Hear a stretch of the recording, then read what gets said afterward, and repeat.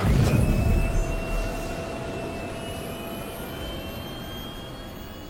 systems online. Salut à tous, c'est Schneider et on se retrouve pour un récap de la semaine sur Star Citizen. Le lore-post de mardi présentait l'entreprise méconnue Jyzon. En 2884, Akiko Forsis, étudiante fêtarde issue d'une famille aisée, perdit toute sa famille lors de l'attaque Vandoul sur Caliban.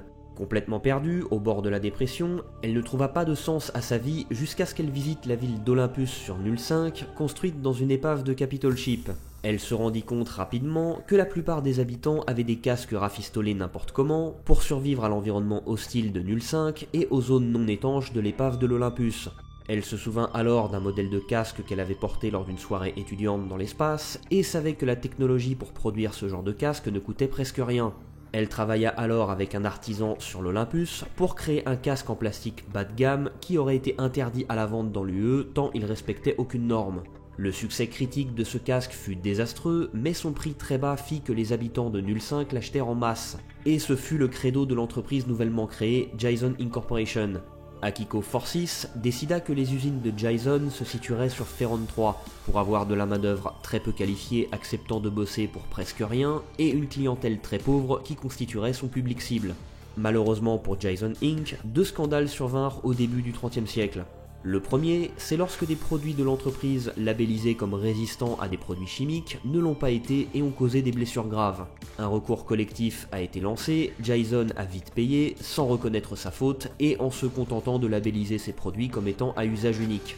Et le second scandale, c'est lorsque des fuites au sein de l'entreprise ont révélé que certains dirigeants avaient pour objectif que Jyzon Inc. devienne littéralement l'entreprise incontournable des prolos. Ces dirigeants ont été renvoyés, mais l'opinion publique n'a quand même pas pardonné et les ventes se sont effondrées. Au final, Akiko Forsis décida de jouer le tout pour le tout et consacra le reste de l'argent de l'entreprise à l'achat de certains concurrents pour continuer de commercialiser les produits de Jyzon Inc. sous d'autres noms. Au XXe siècle, la moitié des produits fabriqués par Jyzon ne sont pas commercialisés sous ce nom-là, et c'est sûrement une marque qu'on croisera en jeu dans des stations pirates ou dans des villes plutôt pauvres. Mercredi, une session de questions-réponses a eu lieu sur le Spectrum avec Sean Tracy pour répondre aux questions des backers sur le mode théâtre de guerre. Ce mode a été en phase de test il y a quelques semaines par les Evocati et les développeurs ont pu constater un paquet de choses durant des sessions durant lesquelles les Evocati se sont relayés pendant 6 à 8 heures. Les performances côté serveur étaient plutôt bonnes, mais extrêmement mauvaises du côté des joueurs, parfois à cause de désynchronisation, parfois à cause de manque d'optimisation. Et ça arrive surtout lorsque les affrontements ont lieu à courte distance. Le framerate n'a malheureusement pas été trop amélioré. Avec une map qui fait 3 fois la taille d'une map de Star Marine, plus des véhicules, le framerate dans ce mode est même carrément moins bon que dans Star Marine. Ils essaient de régler les problèmes de désynchronisation dès qu'ils apparaissent, même si les ralentissements les plus fréquents sont plus dus à des problèmes d'optimisation sur d'autres sujets, comme les graphismes, le code de certaines fonctionnalités, le son, les effets spéciaux, etc. Encore une fois, ce mode permet aux développeurs de cibler les problèmes plus facilement que l'univers persistant, vu les situations de combat qui y sont jouées. L'équilibrage de certains vaisseaux et du nombre de vaisseaux disponibles en même temps a été revu et a été apprécié par les testeurs Evocati. L'équilibrage de la carte et d'une partie en général ont montré que les défenseurs gagnaient à 54% du temps sur 117 parties. Et beaucoup de nouvelles fonctionnalités comme les chats de groupe et la VoIP ont bien supporté la charge durant ces tests. Le changement le plus notable depuis la CitizenCon a été d'utiliser la version 4 de leur système de planète procédurale et de faire des tests de ce mode sur Microtech. Ils aimeraient ajouter des rôles spécifiques dans chaque équipe, comme médecins et ingénieurs, mais ces rôles ne sont pour l'instant pas prêts dans l'univers persistant, et leur priorité avec ce mode est plutôt d'améliorer les mécaniques liées au combat. Les grenades sont en cours d'amélioration durant ce trimestre, et ça devrait donc se sentir dans tous les modes de jeu et le mode théâtre de guerre. Les scénarios de ce mode seraient parfaitement adaptés pour tester les PNJ en combat, malheureusement comme on peut s'en douter, sur ce sujet, la priorité est donnée à Squadron 42. Encore une fois, Sean Tracy reconfirme, un scénario impliquant l'attaque d'un Capitol Ship est prévu pour la suite, pour faire plaisir aux joueurs et tester ses vaisseaux.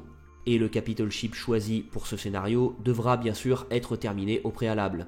Concernant les mouvements des personnages en FPS, grâce aux tests effectués dans ce mode, ils ont augmenté la vitesse de mouvement des personnages, la vitesse de régénération de l'endurance, réduit le tremblement de l'arme pendant le sprint et amélioré le recul des armes. Le tank Nova de Tumbril n'était pas prévu pour arriver avant longtemps, mais sa priorité a été revue à la hausse avec le mode théâtre de guerre, où il sera sûrement très utile. À propos du nombre de joueurs ne dépassant pas les 40, Sean Tracy a expliqué que les performances étaient actuellement suffisantes pour envisager un peu plus. Le blocage se situe plus sur la géographie de la map, qui est pour l'instant plus adaptée à 40 joueurs. L'équipe en charge de ce mode n'est pas très grande, 4 designers, 2 ingénieurs, 3 artistes et un chef d'équipe. Ils aimeraient avoir plus de main d'œuvre, mais la priorité reste l'univers persistant et Squadron 42. Ce mode, plus restreint et avec des affrontements prédéfinis, a été beaucoup plus utilisé que l'univers persistant pour équilibrer les armes du jeu et les affrontements sur toutes les distances. Dans le cadre du développement de ce mode, une revérification a été faite sur toutes les optiques des armes du jeu et elle devrait du coup être un peu plus précise en 3.10. Et ils ont augmenté la taille de la map actuelle de sorte à avoir des affrontements sur des distances plus grandes, pour par exemple utiliser des fusils à lunettes.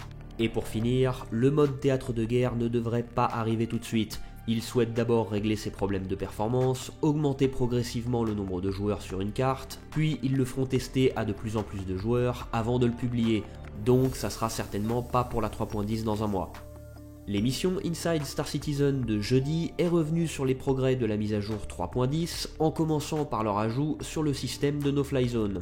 Il est justifié d'avoir des no-fly zones d'un point de vue du lore, c'est nécessaire pour éviter que des joueurs aillent volontairement s'écraser sur des zones piétonnes, mais ils reconnaissent que depuis qu'ils ont introduit ce système en 3.3 avec Lorville, ça ne va toujours pas. Donc, désormais, lorsqu'un joueur voudra se rendre en vaisseau sur un spatioport, après avoir demandé l'autorisation d'atterrir, un couloir aérien apparaîtra en réalité augmentée sur son affichage tête haute pour lui indiquer précisément par où il doit passer pour éviter les obstacles et atterrir dans le hangar ou sur la plateforme que la tour lui aura attribuée. Ça sera particulièrement utile depuis Hearthstone ou la zone 18 d'Arcorp où le spatioport est dans la ville et pas forcément facile à distinguer depuis le ciel. Les villes continueront d'avoir des volumes de no-fly zone, mais ce système sera là pour nous guider et nous alerter lorsqu'on s'écartera du couloir aérien à suivre. Ils espèrent que ça améliorera l'expérience de jeu, que ça sera pas trop artificiel, et ils attendent bien sûr nos retours là-dessus. Ils sont en train de mettre au point un système de drag and drop pour les menus, ça servira de base pour la manipulation des objets dans les inventaires, dans les vaisseaux et dans les entrepôts de marchandises. Ils ont continué d'améliorer les effets visuels de rentrée dans l'atmosphère en prenant en compte l'angle d'entrée, la vitesse et la forme du vaisseau. Et la nouveauté cette semaine, c'est que l'effet sera visible par les autres joueurs depuis la surface des planètes. Sur les incendies, ils ont commencé à travailler sur un prototype pour tester leur propagation. Ne regardez pas l'aspect des flammes et de la fumée, ce prototype est vraiment juste là pour tester la propagation des flammes, dans différents environnements et selon plusieurs paramètres. Sur New Babbage, l'entreprise Microtech devrait enfin avoir son magasin, complètement inspiré d'un Apple Store. Et en plus des produits de Microtech, on devrait avoir plusieurs missions à récupérer dans ce magasin. Les entrepôts de marchandises sur les stations qu'on voit depuis quelques semaines continuent de progresser, avec certaines zones encore en phase de white box et d'autres déjà en grey box. Ces entrepôts devraient être le centre névralgique de plusieurs mécaniques de gameplay, puisqu'on pourra y acheter, vendre, livrer, récupérer des marchandises dans le cadre de missions, et aussi notamment des missions d'escorte de convois. Et enfin, les shaders pour les océans continuent d'avancer, avec des océans qui vont maintenant réagir au vent.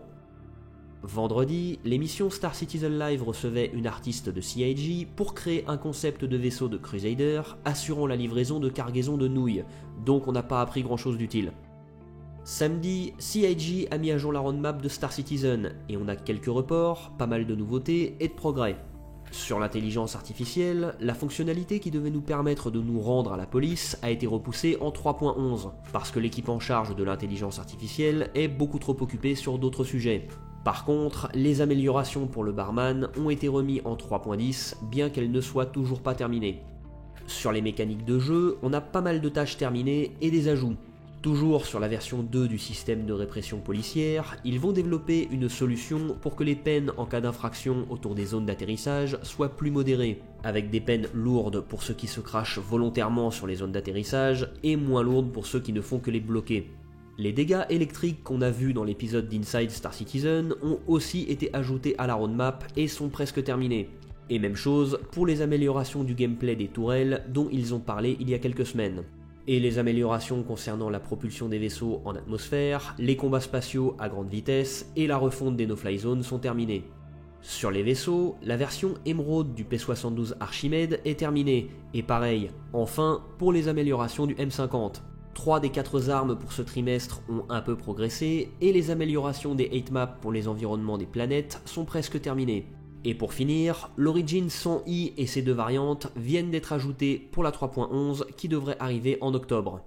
Et pour terminer, concernant la vidéo de Squadron 42 qu'on n'a toujours pas eue, CIG a expliqué qu'ils n'en étaient pas satisfaits, car ils ont estimé qu'il manquait des séquences permettant de bien illustrer ce dont ils voulaient parler. Donc ils ont tourné ces séquences, ils en étaient toujours pas satisfaits, c'est certainement Chris Roberts qui n'en était toujours pas satisfait, donc ils les ont retournées et donc c'est toujours pas fini. C'est la fin de cette vidéo et j'espère qu'elle vous a plu. Sur ce, je vous dis à dimanche prochain et d'ici là portez-vous bien citoyens.